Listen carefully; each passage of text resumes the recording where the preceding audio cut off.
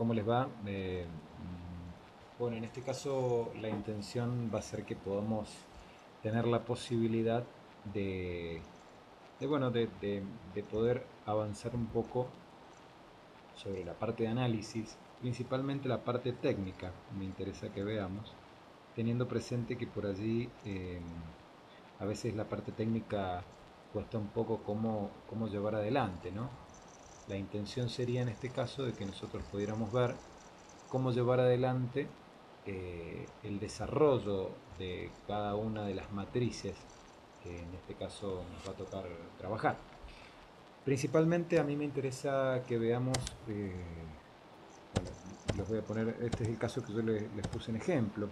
¿Sí? Acá vamos a ver que vamos a llevar la parte del análisis externo, que lo dividimos, como habíamos dicho, en el macro y en el microentorno. Probablemente ustedes hayan visto lo que es el macroentorno con el desarrollo de la matriz PEST. La matriz PEST encierra lo que sería el ambiente político, económico, social y tecnológico, que tiene la posibilidad de generar algún tipo de influencia en nuestro segmento de negocios. Recordemos siempre que el foco de análisis acá es el segmento de negocios, o sea, cómo las variables que nosotros vamos a sacar en listado pueden afectar, en este caso, a la integridad del segmento, para volverlo más atractivo o menos atractivo al segmento de negocios principalmente, ¿no? Acá, como ejemplo, estamos hablando de un ejemplo hipotético, obviamente, y en este caso estaríamos hablando de variables que funcionan también de manera hipotética. Ponemos como variables la legislación de las restricciones al cambio de la moneda y la estabilidad y riesgo político. Algo que puede estar muy asociado también a la realidad de hoy, pero fuera de esa no es la intención verla desde ese punto de vista. Hay que tener en cuenta que estas variables, las variables por allí en los ejercicios se las voy a dar yo. En la realidad ustedes tienen que buscar las variables que sean más acordes al tipo de influencia que puede generar, bueno, decisiones en el caso del tema que estén tratando. Hay que tener en cuenta de que para este tipo de matriz nosotros vamos a utilizar una, una escala. Acá la vemos nosotros refleja en las 5 columnas desde el alto impacto positivo hasta el alto impacto negativo. Y vamos a utilizar un estilo de ponderación con una escala que va a ser desde lo que sería el 3 como alto impacto positivo, así lo vamos a puntuar al alto impacto positivo, y al alto impacto negativo como -3. Entre medio vamos a tener el 1, el 0 y el -1. 1 bajo impacto positivo, 0 neutro y -1 bajo impacto negativo. Es simplemente como para tener una idea eh, cuantitativa y poder hablar de lo mismo frente a aquellos que vayan bueno, el día de mañana a poder analizar lo que nosotros hicimos, a poder corroborar los resultados de lo que nosotros hemos hecho, poner en un mismo tenor a lo que sería lo que consideramos todos como alto impacto positivo. O sea, hacer estas variables que generalmente son subjetivas, la calificación que le podríamos dar, bueno, tener la posibilidad en este caso de dejar un estándar, una escala ya premeditada.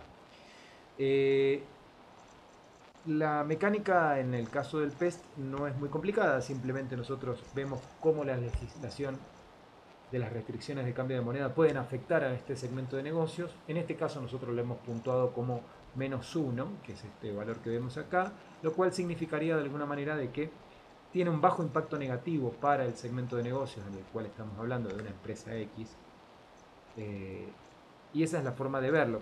Así como vemos el político, vamos a ir viendo también, como lo dice acá, el impacto dentro de lo que sería lo comercial, el económico, ¿sí?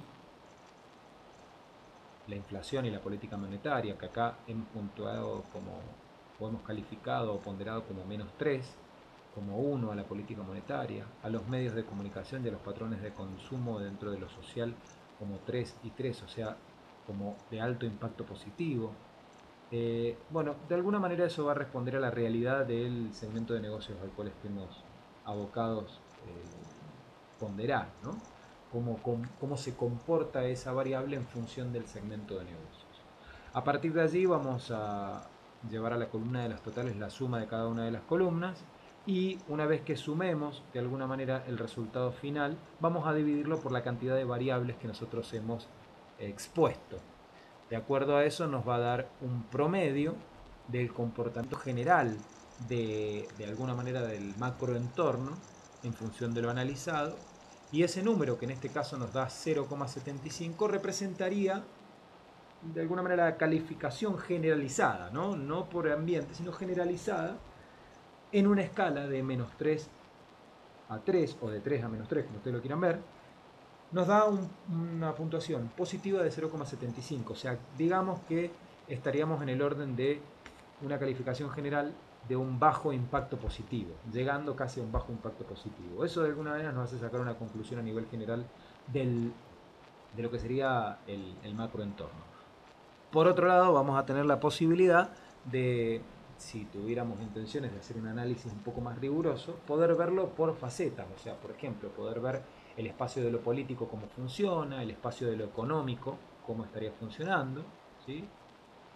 Obviamente que acá lo que se hace es exclusivamente las variables que nosotros tomamos de lo político o exclusivamente las variables que tomamos de lo económico, eh, generamos un promedio del comportamiento de esas ponderaciones que nosotros realizamos y en función de eso obtendremos un resultado final. En el caso del político, como tenemos dos que son -1, obviamente que el promedio nos da -1, eso nos da un bajo impacto negativo desde el punto de vista de lo político. En el caso de, por ejemplo, lo que veíamos acá de lo social, medios de comunicación, patrones de consumo, que nos da 3 los dos, o sea, como de alguna manera un alto impacto positivo, ¿sí? En este caso vamos a tener que tener presente de que esto representa algo bastante favorable, o sea, el aspecto social, de alguna manera, a nivel macroentorno, nos está dando la pauta ya de que lo social pasa a ser casi una oportunidad. Es un ambiente propicio para generar ventajas competitivas, una vez que nosotros hagamos el cruce con lo que sería el resultado que obtengamos de la parte interna, ¿no? Por ahora estamos en la externa viendo que podría representar una gran oportunidad para el segmento de negocios que nosotros manejamos en función de las variables elegidas, ¿no?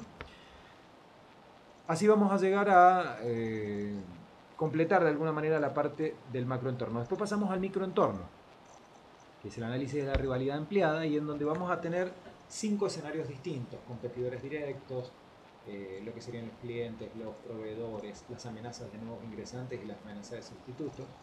Podríamos tener un sexto que sería canales. En este caso no tiene sentido mucho hablar de canales cuando hablamos de la parte de turismo y hotelería. No es que no tenga sentido, sino que tienen menor presencia, por eso no lo hemos traído a análisis.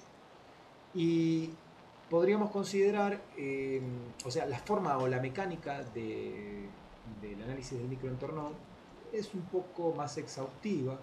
Son fuerzas de roce que de alguna manera pueden generar una influencia mayor el comportamiento que vayan a tener estas distintas variables que vayamos a elegir a analizar. Y tenemos que tener en cuenta que la mecánica para poder lograr las ponderaciones como corresponde sería la siguiente: siempre teniendo en cuenta de que el foco de análisis es el segmento de negocio, o sea, respondemos en función de un segmento de negocio, no respondemos en función exclusivamente de nuestra empresa. Vamos a tener principios fundamentales que van a guiar a la fuerza de roce. Por ejemplo, competidores directos habla acerca de que un mayor nivel de competencia genera de alguna manera un desgaste que provoca un menor atractivo del mercado. O sea, a mayor nivel de competitividad podríamos decir que hay un menor atractivo del mercado. Esa sería la idea fundamental, la premisa fundamental a seguir a la hora de hacer el análisis. Acá nosotros vamos a tener en cuenta, por ejemplo, números de competidores, que es una de las variables a tener presente. Número de competidores es una variable que habla acerca de la cantidad de competidores que existen en este segmento de negocio y veremos si esto puede ser positivo, puede ser negativo o no, si se comporta como una oportunidad, como una amenaza futura. La mecánica que vamos a optar va a ser, una vez que nosotros reconocemos cuál es la premisa fundamental, vamos a pasar a la parametrización, o sea, elegimos la variable y pasamos a la parametrización. ¿Qué es la parametrización? Es de alguna manera una adjetivación que nosotros le vamos a dar para comprender cuáles son los extremos o los parámetros sobre los cuales nos vamos a mover en relación a este tipo de variable. En este caso, el parámetro de la cantidad de competidores, obviamente que es si el número es alto o es bajo, o si son muchos o son pocos, ¿sí? Y el tema sería comprender primero dónde lo vamos a colocar. Como acá vemos, hay una escala, y acá hacemos un paréntesis, ¿no? Hay una escala sobre la cual nos vamos a manejar que va desde el muy poco atractivo, como lo vemos acá, hacia el parámetro de muy atractivo. O sea, empezamos muy poco atractivo, vamos de alguna manera forma creciente, medianamente atractivo, atractivo y realmente muy atractivo. Estamos hablando de la fuerza de roce, ¿no? De alguna manera la escala que vamos a utilizar va a ser del 1 al 5. 1 cuando es muy poco atractivo, 5 cuando es muy atractivo. Bien, como para tener una idea de que acá cambia un poquito con relación a lo que teníamos antes. Y para poder cuantificar de alguna manera el comportamiento de esa variable en la fuerza de roce de acuerdo al segmento de negocio. Cerramos el paréntesis, volvemos a esto para poder, una vez que nosotros queremos parametrizar el número de competidores, vamos a decir, la pregunta que tendríamos que hacernos es la siguiente a la hora de parametrizar. Si el número de competidores es alto, o sea, si hubiera muchísimos competidores, de acuerdo a la idea o a la premisa fundamental que tiene que ver con que a mayor competitividad es menor el atractivo del negocio. Si el número de competidores fuera alto, esto puede ser muy poco atractivo o puede ser muy atractivo. Y si el número de competidores es alto, eso va a significar que hay un mayor nivel de competitividad, hay mucho esfuerzo mercadotécnico volcado en el segmento de negocio. Eso implicaría de alguna manera que el segmento de negocio terminaría siendo muy poco atractivo. Entonces, por eso mismo nosotros colocamos el parámetro alto al lado del muy poco atractivo y el parámetro bajo al lado del muy atractivo. Esto significaría que vamos a ir de número de competidores alto a número de competidores bajo, yendo del muy poco al muy atractivo. Parametrizamos, ya tenemos la posibilidad de saber qué va a significar esto. Entonces, a partir de allí nosotros recién hacemos la reflexión de acuerdo a la realidad del segmento de negocios que vamos a analizar. En este caso, esta casuística en particular, van a ver que tienen ciertos datos que le van a dar el indicio de cómo podemos hacer el análisis, y veremos que acá en este ejemplo hemos colocado como parámetro el número 4. ¿Sí? Esto significa de alguna manera de que vemos como que es atractivo, ¿sí? Entendemos que es atractivo porque probablemente la cantidad desde el punto de vista de los números de competidores, los competidores no son tantos. Entonces por ahí hay mucho más para repartir para todos, ¿no? Eso significa de alguna manera la ponderación que nosotros vamos a estar colocando. Allí estaríamos finalizando con la primera variable. Obviamente que vamos a tener muchas variables para analizar de cada una de las fuerzas de roce. Y en función de eso iremos generando de alguna manera la nota concepto, o sea, el juicio crítico, la ponderación que iremos a colocar. Que termina siendo lo más importante. Fuera de esto, para poder colocar la ponderación tenemos que entender el comportamiento de esa variable.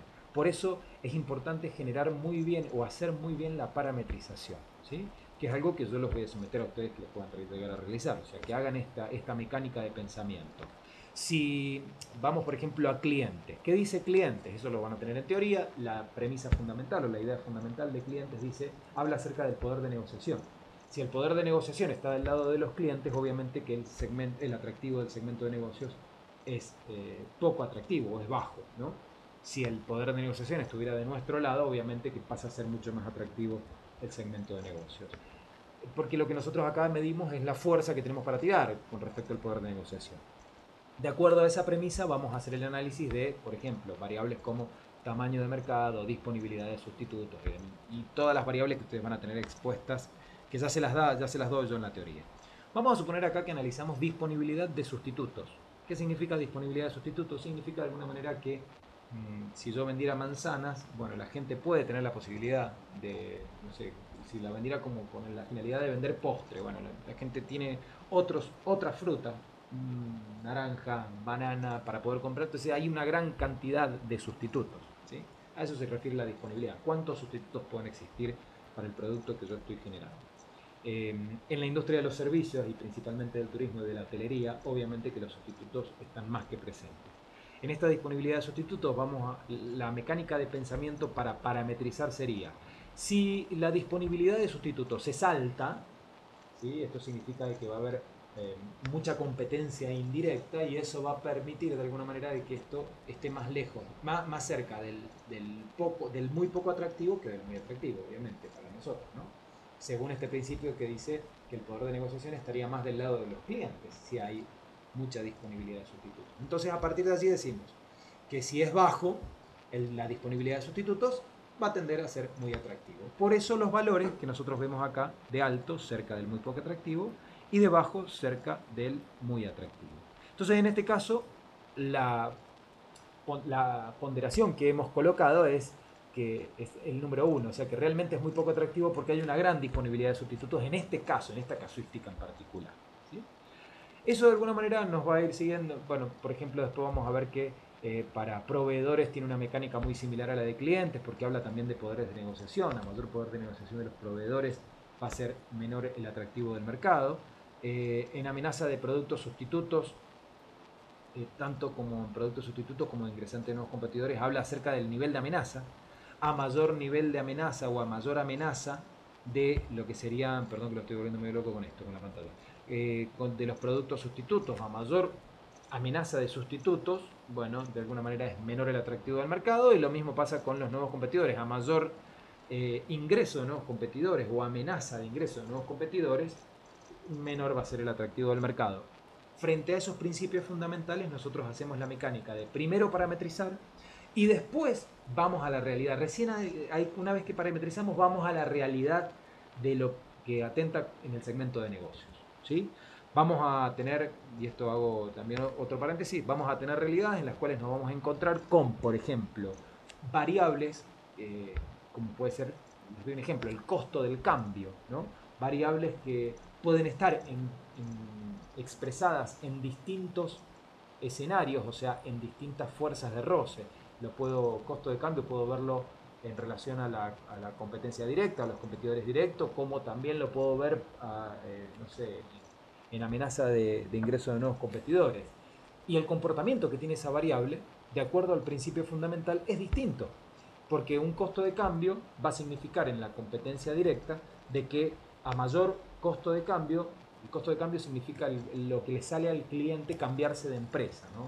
Por ejemplo, empresas que tienen clientes más cautivos porque tienen mayores barreras de salida, caso de la telefonía celular, las universidades, que cuesta mucho abandonar una propuesta de estas ya tomada y pasarse a otra, porque tengo que cambiar facturaciones, planes de estudio, en el caso de telefonía celular, los números amigos, lo que fuere. Bueno, como tienen barreras más grandes, por ahí son clientes más cautivos, entonces el costo del cambio es mayor que cambiar, por ejemplo, de una propuesta hotelera, donde yo voy a un hotel y no me sale nada elegir otra, ¿sí? Salvo dejar algo, resignar algunas comodidades que me puede dar la propuesta A por la propuesta B, pero de alguna manera no me cuesta tanto, el costo no es tan alto, o sea, yo puedo tomar la decisión libremente. Frente a esto, ¿sí? Frente a esta situación, el costo del cambio significaría una cosa si es analizado, o sea, en el entorno de la competencia directa, y otra totalmente distinta en función del principio de las amenazas de ingreso de nuevos competidores. El caso de la competencia directa, vamos a entender de que a mayor costo de cambio, ¿sí? Eh, esto va a significar de alguna manera que si tenemos que medir el nivel de competitividad, bueno, un mayor costo de cambio protege de alguna manera el tipo de competitividad visto desde un punto de vista, ¿no? Y eso puede generar que sea más o menos atractivo, ¿no? En el caso de los clientes, vamos a suponer, con poder de negociación, el costo de cambio significaría que un costo de cambio alto para los clientes le da mayor poder de negociación a la empresa. Un costo bajo, para ellos poder moverse a donde quieren, le da un mayor poder de negociación al cliente mismo. En el caso de la amenaza de los ingresos de nuevos competidores, si yo tengo en cuenta el costo del cambio, bueno, voy a considerar de que si yo estoy mirándolo, y ahí es donde vienen dos perspectivas de análisis, si yo estoy mirándolo desde afuera para poder ingresar a ese segmento de negocio, las barreras que estén impuestas me van a generar de alguna manera un menor atractivo de ese segmento de negocio. Si yo estoy adentro del segmento de negocio, ya participando, ya como participante del segmento de negocio, probablemente las barreras me hagan protección, o sea, que sea algo realmente importante para mí y que sea de alguna manera beneficioso. A eso me refiero, ¿no? Entonces el costo de cambio sería, si el costo del cambio es alto y yo quiero ingresar a ese segmento de negocios, es muy probable que esto no sea beneficioso para mí ingresar. ¿Por qué? Y porque si yo tengo que ingresar, por ejemplo, al, no sé, con una propuesta educativa, bueno, no puedo pretender de que los alumnos que estén en las demás instituciones se vengan corriendo a mí como algo libre. No, porque los otros, porque de alguna manera ellos están perdiendo parte de lo que han capitalizado en esas universidades.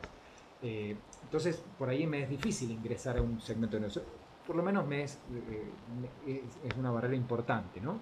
Es una forma distinta de participar el costo del cambio para una variable que para la otra. Entonces la parametrización puede llegar a cambiar. Si era baja para el lado del muy poco atractivo, puede ser alta en otro escenario. Eso es lo que quiero llegar a la conclusión, que tenemos que analizar variable por variable en función del principio fundamental de acuerdo a la fuerza de roce que esté analizando, ¿sí? Cuando nosotros llegamos a la conclusión final, una vez que, bueno, obviamente que acá se hace exactamente lo mismo. Si nosotros vamos con respecto a los resultados finales de la matriz, ¿no? Esto que tenemos acá, por ejemplo, este total, ¿no? Tenemos un total que hemos sacado un 9 que va de la puntuación de las barreras gubernamentales y la diferenciación. Tenemos un 5 y un 4. Nos da 9 dividido 2 es 4,5. 4,5 de 1 a 5 como escala está muy cerca de lo que sería un comportamiento muy atractivo por parte de la amenaza de ingreso de nuevos competidores. O sea, que acá hay un proteccionismo importante, ¿no? Porque hay barreras gubernamentales altas y porque la diferenciación que existe dentro del segmento de negocios bueno, tiende a ser más, darle más protección de alguna manera. Es atractivo porque hay una gran diferenciación, ¿sí? Ahí tienen, por ejemplo, un ejemplo de una variable que se comporta de distinta manera. Por ejemplo, si nosotros lo viéramos en competidores directos, un gran nivel de diferenciación genera mayor, de alguna manera, un mayor nivel de diferenciación, perdón, es que justo me sonó el teléfono, un mayor nivel de diferenciación genera de alguna manera un nivel de competitividad más alto, entonces ahí va a resultar como algo prácticamente negativo, y un mayor nivel de diferenciación en la amenaza de ingreso de nuevos competidores me da la posibilidad de que el entorno de alguna manera me genere una protección si yo estoy mirándolo desde el punto de vista de estar participando ya en el segmento de negocio, ¿sí? Bien, reunimos los resultados finales y nos vamos a una evaluación final del atractivo del mercado, donde allí voy a depositar de alguna manera los resultados terminados de clientes, de proveedores, de competidores directos, que está acá arriba, acá está cortado, ¿sí? Y una vez que lo deposito acá, saco un común denominador, de alguna manera un promedio del comportamiento final, por así llamarlo, de la matriz en sí. Veré los comportamientos generales, veré de alguna manera las ponderaciones que son más extremas, que están más del lado de lo positivo, más del lado de lo negativo, y eso lo voy a llevar a una matriz de impacto final. O sea, hago el análisis del macroentorno, hago el análisis del microentorno, y después tengo un tercer espacio que se llama matriz de impacto del análisis externo, donde voy a traer tanto lo del macroentorno como lo del microentorno, tanto lo positivo como lo negativo, y de allí sacaré conclusiones. Por ejemplo, como acá tenemos inflación, que es algo que realmente tiene mucho impacto sobre esta actividad, acá se ve, entonces genera mayor impacto, eso realmente lo voy a determinar como una amenaza, ¿sí? Comunicación, que ha sido extraído como algo positivo, no tiene tanto impacto en este caso.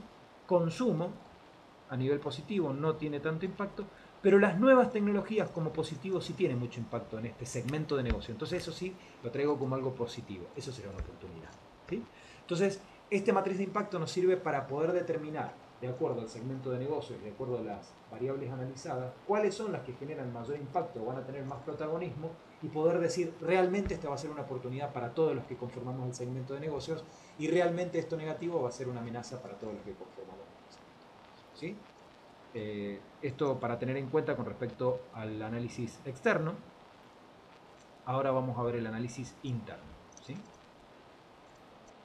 Con respecto al análisis interno, nosotros vamos a tener en cuenta un análisis a través de lo que sería la cadena de valor, lo cual obviamente yo entiendo que ustedes deben haberla visto en cada una de las instituciones en las cuales se han estado estudiando.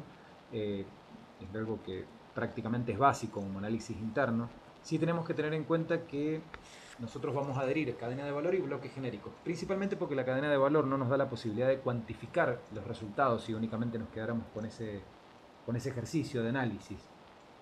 La cadena de valor, la división obviamente, y esto lo paso muy rápido porque entiendo que ustedes ya lo conocen, si no se pueden repetir la teoría, actividades primarias y actividades secundarias.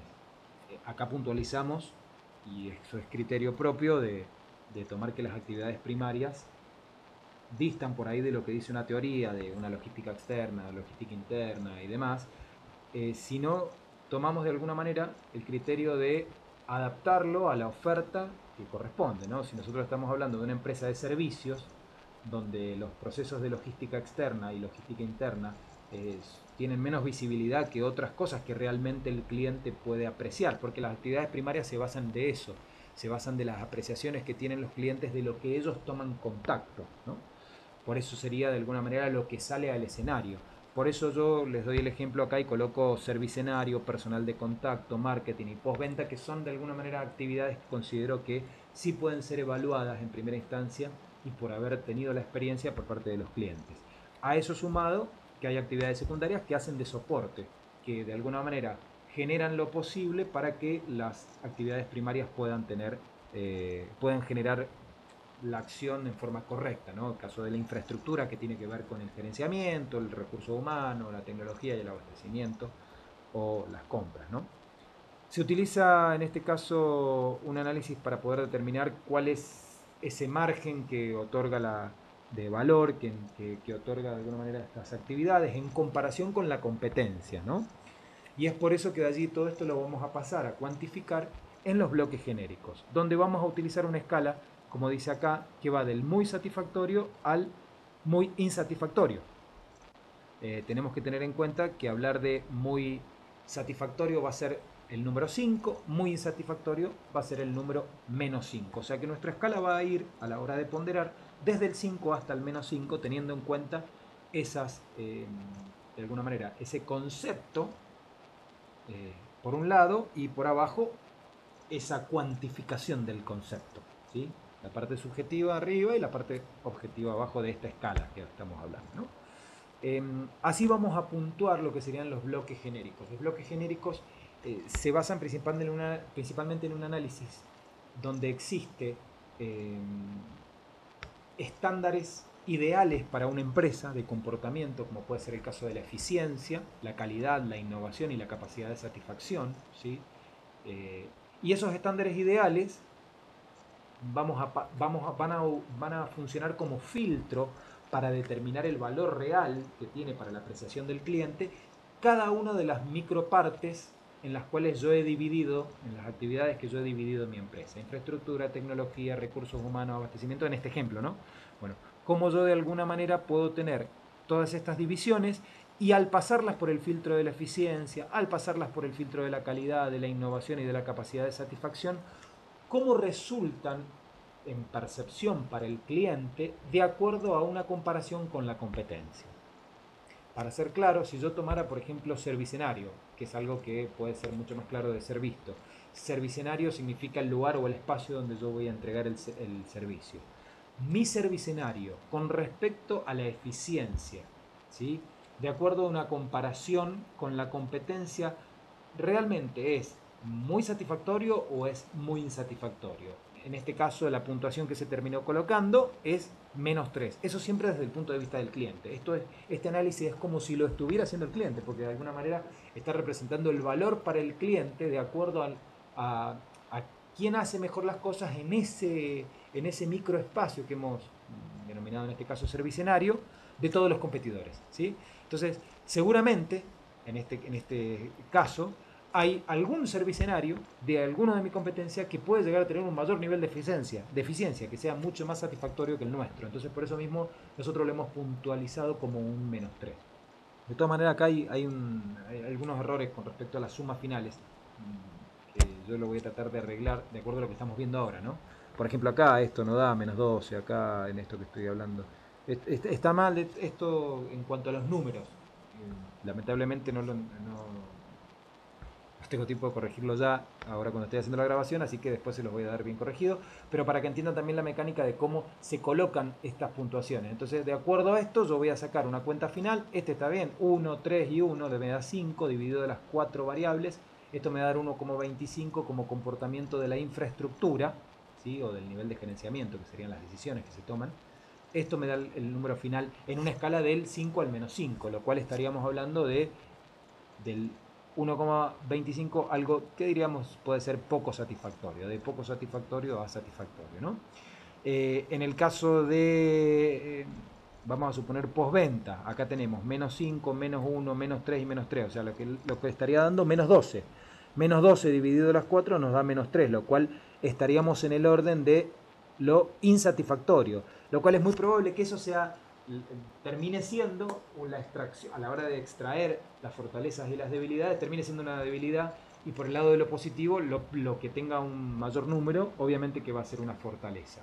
También se mide la eficiencia, la calidad de la innovación y la capacidad de satisfacción, y se divide por la cantidad de variables a las cuales han sido expuestas, porque se toma también como un estándar que a nivel interno tenemos que saber. Entonces tenemos que saber manejar. Entonces el día de mañana podemos entender que acá la innovación, que da 2,75, hay que revisar después si está bien la cuenta, este 2,75 implicaría que estaríamos en el orden de casi el satisfactorio en la innovación, o sea que nosotros, nuestra propuesta a nivel segmento de negocio, en comparación con nuestra competencia, somos realmente muy innovadores. Y eso realmente es una fortaleza. Entonces, esa es la mecánica para poder, de alguna manera, generar el análisis concreto, cuantitativamente hablando, y para poder tener un patrón, digamos, entre todos, eh, de observación y y que podamos obtener los mismos resultados. ¿Sí?